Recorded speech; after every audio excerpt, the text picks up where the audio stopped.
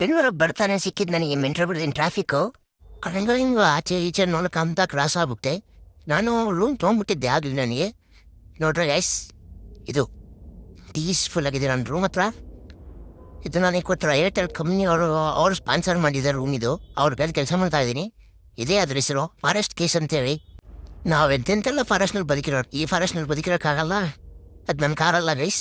Card ಸಿಕ್ಕಿದೆ ಅಲ್ಲ ಅಂತ ಮೇಲೋದೆ, ಅಂದರೆ ಲಿಫ್ಟ್ ಇಟ್ಕೊಂಡು ಮೇಲೋದೆ. ಹಂಗೆ ಲಂಚ್ ಟೈಮಿಂಗ್ಸ್ ಕಾಣ್ತು ಅಲ್ಲಿ. ವೈಫೈ ಪಾಸ್ವರ್ಡ್ ಇಸ್ಕೊಳ್ಳೋಣ ಅಂತ ಲಾಂಜಿಗೆ ಹೋಗಿದ್ದೆ. ನೋಡಿ ಗೈಸ್, ಲಾಂಜ್ ಎಷ್ಟು ದೊಡ್ಡದು ಹಾಲ್ ಇದ್ದಂಗಿದೆ.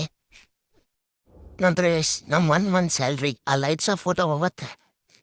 ಆಯ್ತು ಬಾ, ಹೋದ್ರು ಅಲ್ಲಿ ಮುಂದೆ ಯಾವಾಗಾದರೂ ಆ ಥರ ತೋಣ ಅಂತ ಸಮಾಧಾನ ಮಾಡ್ಕೊಂಡು ರೂಮ್ ಕಡೆ ಹೋಗ್ತಾ ಇದ್ದೆ. ಜಿಂಗಾಲೆ ಚಿರತೆ ಬಾಯಲ್ಲಿ ಕೋರ್ಬೇಳೆ ಅಂತೇಳಿ. ನಾನು ಹೋಗಿ ನೋಡಿಸ್ತಾಟಿ ನನ್ನ ರೂಮೇಟ್ಸ್ ಬಂದ್ಬಿಟ್ಟಿದ್ರು ಗುರು. ಹಂಗ ಹಿಂಗ ಮಾತಾಡಿ ಅದು ಮಾಡಿ ಇದು ಮಾಡಿ ಲಾಸ್ಟಿಗೆ ಬ್ಯಾಗ್ಸ್ ಎಲ್ಲ ಇಟ್ಟು ಸೆಟ್ಲ್ ಆದ್ವಿ.